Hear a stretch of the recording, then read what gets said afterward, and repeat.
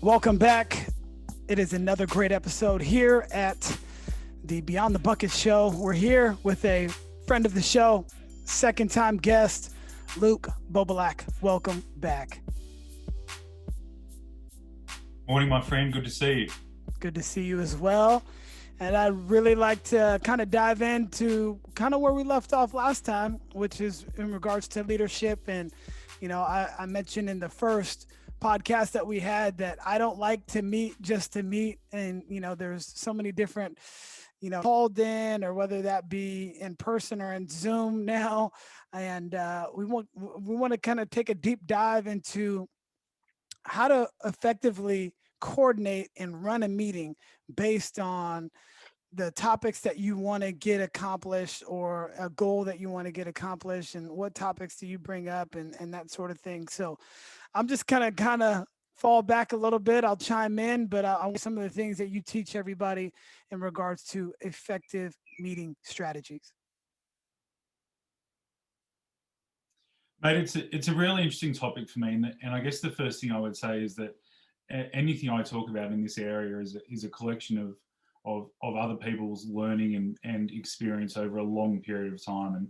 And this is actually a really sophisticated and complex area, because one of the things I would encourage anyone I talk to about meeting effectiveness is to think about how much time every week we spend in what could be classified as a meeting, whether it's at work, whether it's with committees or groups outside of our workplace, with our sporting organisations or teams, with our family commitments, with banks and other agencies that help us in our lives. We spend significant portions of our time in those settings. So having a set of tools in our toolkit that can make us more effective is a really important starting point. Now, the thing I would say first is that there are some traditional kind of barriers to what people know meeting structures to be, or structures to be. And I think COVID has changed a lot of that, because it looks so different to what it has before. And we have so much flexibility in terms of our ability to interact and to what meetings look like. But if we used a really broad brush, we'd say that a traditional meeting structure is something that there's a lot of resistance to, because of the looseness in lots of cases around it, because of the time constraints, and because in lots of instances people don't see them professionally as really worthwhile experiences. We don't see them as an opportunity to exchange ideas or something that's imperative to our own professional growth. We actually see them as something that, a manager or a supervisor, a leader calls. We sit there, most of the time we're probably doing other stuff. We're not even engaged in the discussion. So we really need to change some of those paradigms. And that's, to a degree, a different conversation. That's a cultural discussion. But we're going to talk about, how do we prepare and engage a really effective meeting? Now, the first thing I would say is that as a leader of that setting, my planning and preparation is paramount. And the principle that I talk to people about is a 1-to-1 ratio. For every hour of expected meeting time you have, we'd be asking people to spend an hour in their thinking. Now, that's not sitting and writing or planning necessarily. That's thinking about your preparation. So say that one more time, because especially for basketball coaches, that has kind of been the theme, right? However long the practice is how much time you should be on the actual practice plan, from every minor detail to every second of the practice should be scripted. And obviously you can go off the script, but you normally want to make sure that you're at least putting in the same amount of effort for practice. To do that myself.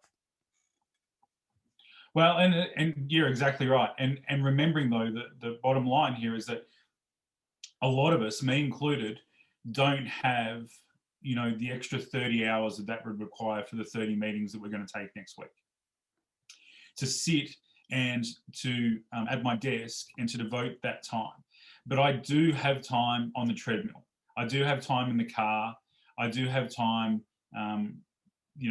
with some other tasks that maybe cross over. And it is important to note that some of the thinking, some of the strategizing that I'll do for meeting A is probably entirely appropriate for meeting B. So there is some crossover there. But one of the things that we need to be really prepared for in that 60 minutes, if on that 1-to-1 hour ratio, is the identification of misconceptions. And this is something I talk to people a lot about. And it's a really good example for basketball coaches. When I'm teaching the game, when I'm explaining a concept or skill, what is there likely to be a misconception about? What are the athletes likely to hear and believe when I explain in detail this principle? Now, if we can forecast, if we can project what the likely misconceptions are, then we've got a handle on what practice is going to look like or what my meeting is going to look like in terms of where I need to take it next. I'm also going to have a handle on the detail that's required in my teaching or my instruction or my leadership. Because if it's a really complex area and people think that one thing leads to something else because of my experience, then I know some of those questions that are coming. I know some of the detail that I'm going to have to pack around it to get it right. So identifying misconceptions in my planning hour is a really powerful part of that process. For sure. The Yeah. other thing I would say, No, go ahead. the other thing I would say in that hour, Chris, is for people to think about the physical structuring of their meeting. So that's in a more traditional kind of meeting place, in a more traditional kind of time. But how do you physically structure your meeting in terms of where people are, the context or setting for your meeting to get maximum bang for buck? And sometimes that's actually going to require your leadership to take a meeting off site, to put it somewhere else, depending on what the aspirational objective is. So those two things, along with lots of other things that we'll talk about, but those two things are paramount in my preparation hour. What is the physical context, physical setting, and physical makeup of the room? How do I put people? Where do I position them to get bang for buck? And what are the misconceptions let me that stop you people are there. likely to have? Now, do you position the people? Is that an effective strat? Put people where they should be, or should you allow people to sit where they sit? Obviously, this is post COVID or pre COVID right now, but should there be assigned seating? And what? And the For reason me, why? I talk to people. Yeah, I talk to people more about the position of the leader, Oh, okay. or the person in the leadership role, as opposed to other people seating. Now, certainly there is a time and place where the positioning of people in building alliances, in strategic balance, is really important. But I guess the thing that I talk to people about is what does the leadership role and the physical positioning of that person signal implicitly and sometimes more obviously in a meeting structure? Am I embedded in the discussion because I want to learn, or I want to signal my learning and growth as well? Or am I at the end of the table leading the discussion because I need a more authoritative model or leadership of the meeting and group? It depends on my projection. This is where we go back to the misconceptions and the projections around the meeting. Given the content that we have to discuss, what is likely to happen? How are people likely to react? What are people likely to think, even if it's not what I intended? And then where is the best place for me to be to maneuver through those situations? Interesting. So I think the positioning of the person leading it is more important than the position of everyone else. But again, that's entirely dependent on the discussion that you're having. And so after you've got that, kind of mapped out, where the leader is going to stand and kind of the presence that you want to portray, then what's next? So I guess what we'll share with people, mate, are just a few of the strategies. There's a heap of strategies, but a few of the strategies that are really common that we share that people seem to get really good bang for buck for. So the first one is and I'm going to talk about these in the context of more traditional boardroom meetings, if you will. Now, I think these are really transferable to basketball practice, to any sporting practice, to classrooms, to other meeting context. But I'm going to talk about them in terms of a boardroom, I guess, just because I think people can get their head around what that looks like. The first one I would say is always have a pause button. Always give people an opportunity to be able to step out of the discussion. Now, for me, physically, I use I take a piece of paper that's got the word pause written on it, and it sits in the middle of the table. Now, the parameters around that are really simple. What I allow people to do in our meeting, and this is up to about 12 people, and the number does make a difference. At any stage during the meeting, and remember we're working on that hour basis, for 1 hour, anyone in the room can hit the pause button at any stage. And as soon as someone reaches out and hits the pause button, everyone at the table has to step away, stand up, step away from the table with no discussion for a minimum of 3 minutes, between 3 and 5 minutes. Now, people might hit that pause button for a range of reasons. It might be that the conversation is just getting too heated. If we've allowed conversation to grow organically, or conflict to grow organically, as opposed to growing it in a really orchestrated way, which is the way we'd want to do it. It might be that the concepts are really quite confronting or challenging to people intellectually, which is a really great place to be, and people just need a moment to step away and kind of digest some of the discussion. There's a whole range of reasons. People might be physically fatigued. If your meeting's at 4 o'clock on a Friday and people are heading to a weekend, they might just be exhausted and they need to step away from the table. So on that 1 hourly basis, anyone can hit it at any time, but the key is people have to step away without conversation. They've got to get away from the table and they've got to reset. So I find that to be a really effective strategy, and I know other people do as well. For sure. So, have you ever seen the abuse of the pause button take place? Because, if this is brand new to them, then maybe they obviously might not want to do it, but they feel good that they actually have that opportunity to kind of pause, or if it's going a little bit long, hey, let's take a break and then come back. But if this was something that you had in uh, multiple meetings over and over, and they got used to it, would that be something that somebody could abuse? The way that I've seen it abused is that when people are being pressured to be accountable, they use it to and I'm not sure this is an abuse, but it's a strategic use, certainly, of the pause button, is people hitting the pause button to step away because they know they don't have a good answer or solution to something that they should. Now, I actually don't mind that too much, because if there's enough tension around the questioning, we've probably got to where we need to get to in terms of an end result anyway. But there certainly are opportunities. Now, the other thing I should say is that I've used this in a basketball practice setting. And here, it's enormously powerful, because one of the things that we try and build as coaches and leaders, as you well know, is a sense of agency amongst our student athletes, is the ability for them not only to feel capable, but feel a sense of ownership over the direction of our program.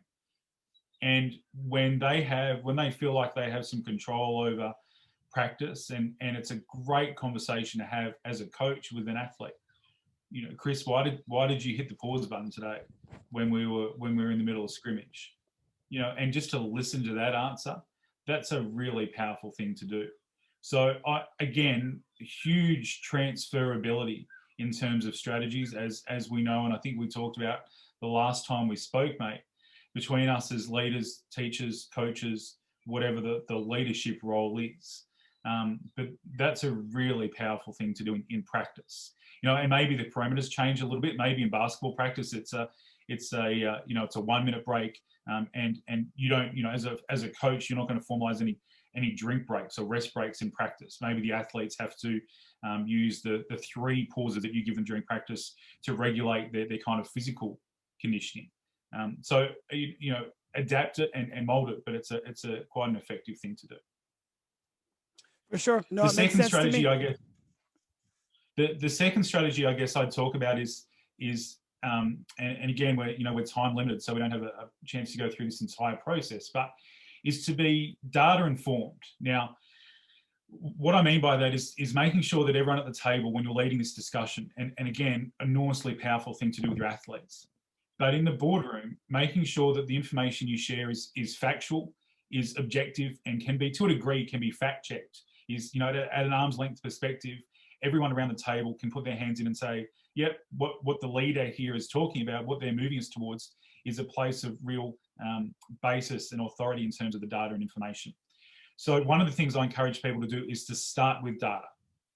Even if it's a minute, start with sales figures, start with a survey result, start with a piece of data that's come back from the community if you're a community group, start with a team statistic from Friday night's game, but start just for a minute to start with data. And for me, what that signals is that we're really honest about using information and evidence to inform where we get to. That we're not going to base our discussion today in this meeting for this hour on opinion or hearsay or statements that start with, I think. We're not going to do that. We're going to use evidence to get to a better point. Now, one of the things we haven't mentioned, Chris, is that my meeting should have an aspirational objective. It should be really clear to people going in, and man, this is probably an hour-long discussion on its own, but people should be really clear going in on what the point is, right? And how we're going to get there. Now, we know as coaches that that's more effective when that's co-constructed, when we do that with our teams. But in leading meetings, in leading boardroom meetings, sometimes we don't have the opportunity to do that. But this data-informed position really does marry well with my aspirational, or should marry well with my aspirational objective. This is where we're going today. This is the type of data or information that we're going to use to get there and to further the discussion. So again, really powerful if it's done in the right way. And I think the right way is to do it up front, to signal to people, this is the tone of our discussion today. We're going to be based on evidence, not on opinion. For sure. Yeah, the the data I think is really important. There's, uh, in a basketball practice, if we were going to practice meeting where we're talking about the things that we're going to cover during today's practice, we might want to show a few clips of what we did right or what we did wrong, but there was basically going to be zero opportunity not to understand what the message is going to be in practice. If that is hitting the offensive rebounds, we're going to show maybe us not, our player or whatever the case may be. So that makes a lot of sense to me. Yes. And this is we often designate a sheriff in our meetings, and that is someone to hold the group accountable to, it's not the chair, it's not the leader necessarily, it's the person maybe sitting next to them, and in terms of their leadership capacity, although it certainly doesn't have to be. But the sheriff is the person that holds us to account. Have we started with data? One of the things I'd love for my sheriff to do is to hold people account around their language structures. So we don't allow people to start a sentence in a meeting with the words, I think. So the sheriff's job in a meeting is to say to somebody, Chris, if you were to start a sentence that says, well, I think we rebounded really poorly on Friday night. The sheriff's job would be to say, well, coach, I'm going to ask you to make that point again, but I'm going to ask you to reframe it, please, and just to change your language slightly. So your job would be to come back and base that statement in evidence on data. So you would come back with, we rebounded poorly on Friday night based on the fact that 7 out of 10 contested rebounds, whatever it happens to be. But the language is actually really important. And having someone in the room that manages that element of the discussion is key. Now, the reason we don't want the leader of the meeting, the chairperson, if you will, the head coach, being that person, is that they're the strategic lead of the meeting. They're the person we're looking to move us towards the aspirational objective. We want the sheriff to be the big dog at the table in terms of the operations, if you will, because that role is slightly different and their thinking and lens is slightly different. So there's an important distinction to make between the operational and the strategic, even in a meeting setting. Another really good way to give your assistant coaches, to build the credibility of your assistant coaches, if you're doing that in a team practice. When you're in dialogue with athletes and they're talking to you about, how they're feeling, give me an example. Chris, I want you to say that again, but I want you to base it on something that happened in Friday night's game. Don't tell me you feel like don't tell me you feel like you're turning the ball over a lot. Give me 3 examples of where you turned the ball over and why it happened. So I think it's really important that we frame people's language in that discussion. Now, one of the things I would say, and another strategy, so maybe the third strategy that we've kind of got to is a really important role for the sheriff is monitoring the amount of interaction that people have. Now, you'll remember that I said at the start of this discussion that the number of people in the room count, and they really do, because not all of these strategies are appropriate if you've got 30 athletes on the floor or 50 people in a Zoom meeting. You can't do all this stuff. So you've got to be sensible about that. But in that 10 to 12 space, one of the rules that, or guidelines, I guess, not rules necessarily, that we like to impose and enforce is this notion of nobody speaks twice until everybody's spoken once. And it's a really powerful thing. Now, that simply means exactly the way we described it. Nobody buys into discussion with a second, third, fourth go until everyone around the table has contributed at least one. Now, once everyone's spoken once, you can speak as many times as you like.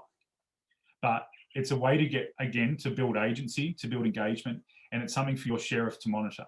Now, imagine doing that at practice with your student athletes. Right. Because we've all got athletes, right, that don't engage in the dialogue of practice, and we desperately want them to. Yeah, and usually there's only like to speak. So instead of saying, "Hey, well, somebody that is less likely to speak, or maybe not a leader or a captain, they still want to have a voice, but you're not overly saturated by one or two voices in the room." And I've definitely seen that be the case a lot of times in in meetings.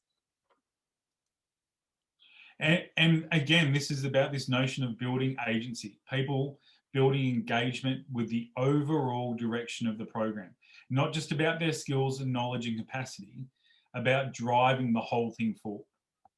Now, whether that's your organization, whether that's your community group, whether that's your sporting program or team, it's about driving the whole thing forward and having a voice, not necessarily of agreement. We're not searching for conformity, we're searching for consistency. Conformity and consistency are two really different things. And these guidelines, these meeting structures and strategies are about building agency, involvement, and engagement. So everyone's voice is heard and we're achieving optimal outcomes for your organization. We're achieving better working relationships for your organization. Because how many times have we sat in meetings as professionals where we've sat across the table from someone, and again, this is really applicable to practice. I've sat across the table from someone who hasn't voiced their opinion. So I think I know what they're thinking. I think I know what their position is, but really I've got no idea. Right. So these strategies are about collaboration and moving the whole thing forward.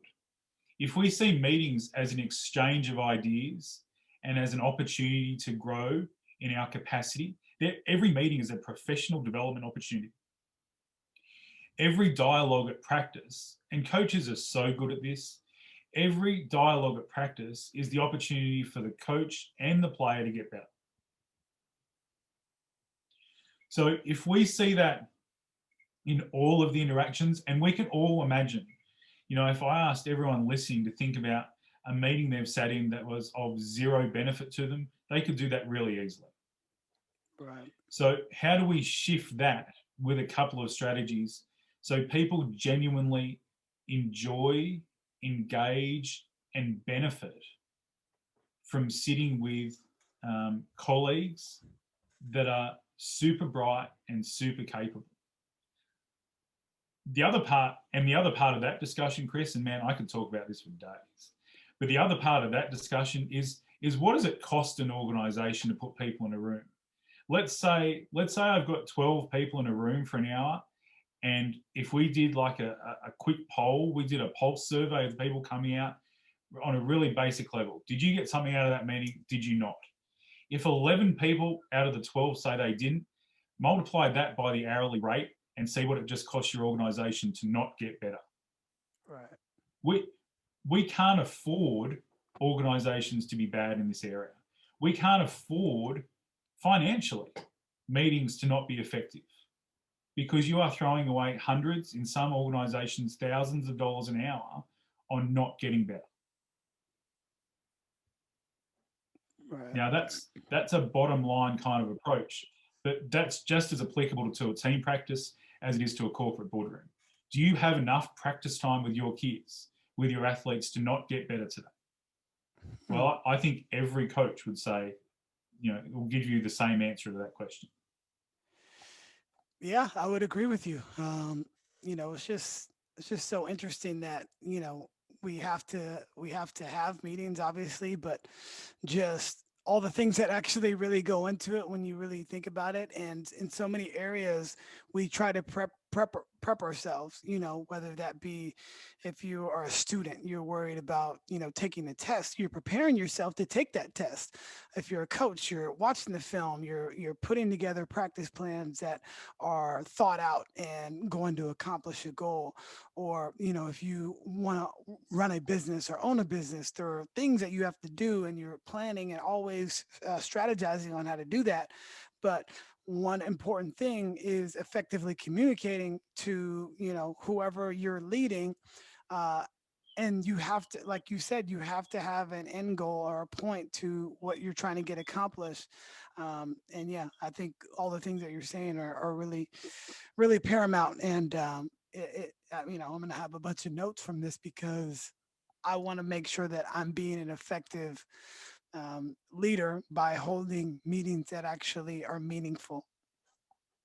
And you've just nailed it right there in the language that you used. We don't have to have meetings. You can lead your organization any way you like. I want to have meetings. I want to share information and opportunities to get better. That's what I want, because when you get better, we get better. And that's the ultimate team principle, right? Like, as a coach, as coaches, we understand that better than any other leaders on the planet. When Jimmy makes the jump shot after practice because he couldn't make it before and he's worked really hard on it, now we've got another jump shooter.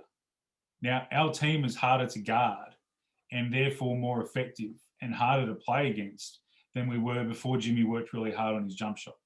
So there's a benefit to all of us. There's a benefit to all of us in Jimmy's individual growth. Hmm. That's exactly the same as us sitting around the board table. When people develop individual skills, we develop the ability to collaborate, and then we share that power. Our organization is more financially viable, is more sustainable in terms of its future proofing moving forward. There's huge crossover and benefit in meetings being a place of genuine, genuine sharing and growth. Um, there's a strategy that I do want to talk about, Chris, and this is probably the most powerful one that I've engaged with, and we call this the principle of the 10th man. And I think you and I might have talked about this off camera at some stage, but principle of the 10th man is about excuse me, is about appointing somebody, the sheriff appointing somebody in the room, or it could even be the sheriff, to be the designated person that argues regardless of their position in a meeting. Now, the reason we do that is because sometimes meetings can become, even with all the parameters, guidelines, and strategies we adopt, they can become places of agreement. And we never want that. We don't want unhealthy agreement, because unhealthy agreement can be as bad for an organization as unhealthy disagreement. So the principle of the 10th man is about designating someone in a setting to say, regardless of the viewpoint of the majority, I'm going to argue with you. I'm going to take a position that may be completely opposite to what my personal position is, but I'm going to try and find a hole in everything that there seems to be a consensus on in the room. Now, the point of that is fairly evident, but it's to make sure that when there's a quick consensus on something, and this person won't have to buy into every discussion, that's obvious, Hmm. but when there is a quick consensus of something, it's to make sure that deliberate thought has gone into that decision. Right. Is it a popular decision, or is it the right decision? Yeah. Now, and it's not. So the principle of the 10th man is a really, it's a really big lever, and it can provide really big bang for buck in terms of somebody saying, well, hang on a second, let's think this through. I know you guys all think that this is the right thing, but I actually just want to ask a couple of questions.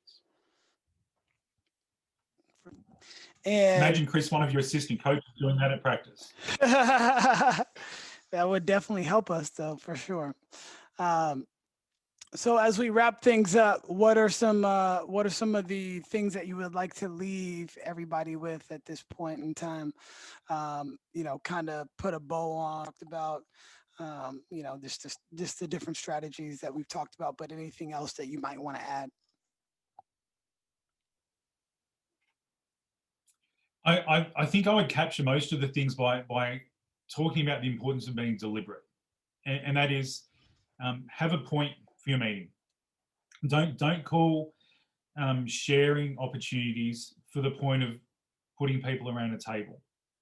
Make sure that there's some reason, and even if you've got to hypothesize a little bit, you think that there's something that needs to be addressed, be deliberate about that.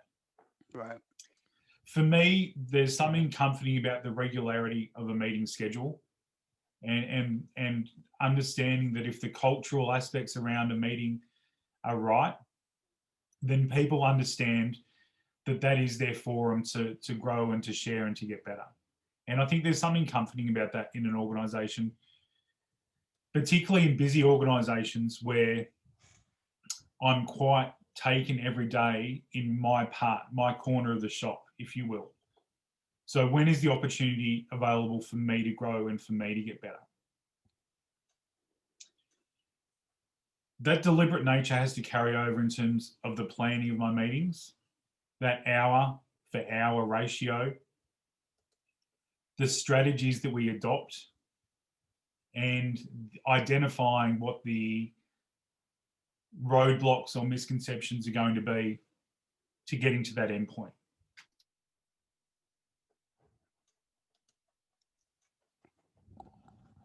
If we're deliberate in our approach, then people will see the value in coming together.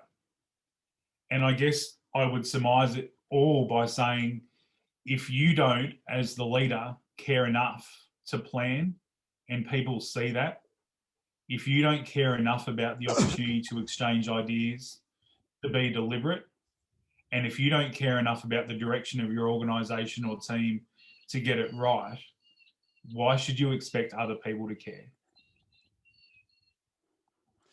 Makes a whole lot of sense to me. And leadership starts at the top. So in any organization, you can kind of look to the top to see if it's going well. You know the reason why, and if it's not going well, it's usually because the leadership is lacking in an area. And so if anybody is out there that is trying to lead, we have to be conscientious of all these things that are going into it. And one is the communication with the people that are in our organization, and how we can best, serve the company, but ultimately serve them so they can serve, the benefit for everybody. So just really, really good stuff. I think people are going to have to really digest some of this stuff, because you've obviously done so much work when it comes to your research and development of these philosophies. And like you mentioned, just like any person, any successful person, they take a bunch from everybody else, which, I know you have too, but then you kind of put it into your own thing. And this is going to be the same way. you know um, your philosophies are great, but some people might not be able to use them all, but they are at least No. good. They may be good enough for people to understand, okay, well, this will work for me, this will work for me. Or I kind of do need that auditor to kind of stop things and things like that. So really great stuff. And Chris, you're exactly right. People take a snapshot of what's going to work for them in their setting. And some of this stuff can be about our conversations and interactions with people. Imagine if we said in our own head this week, I'm not going to speak twice in any of my conversations until everybody else has spoken. Yeah. Just do that. Just take that away and see if it makes a difference to your effectiveness as a leader. It doesn't have to be in a formal setting. I find myself doing that.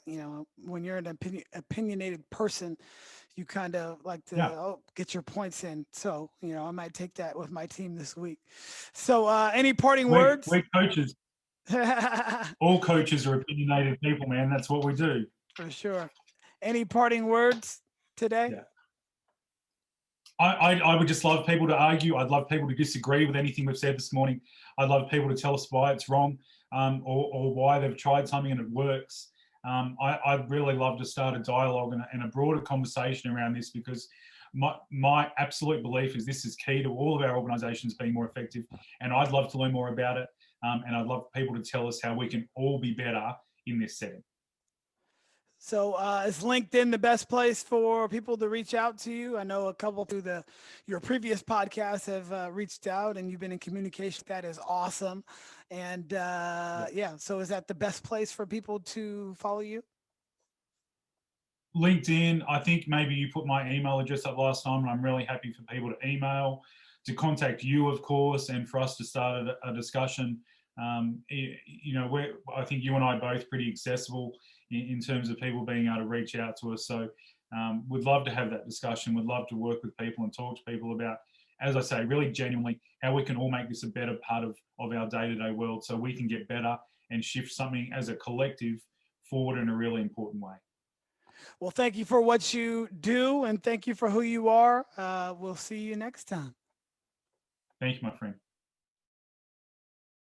Thank you for listening to the Beyond the Buckets podcast. Please remember to subscribe, rate, and share the show with your friends. And until next time, take care.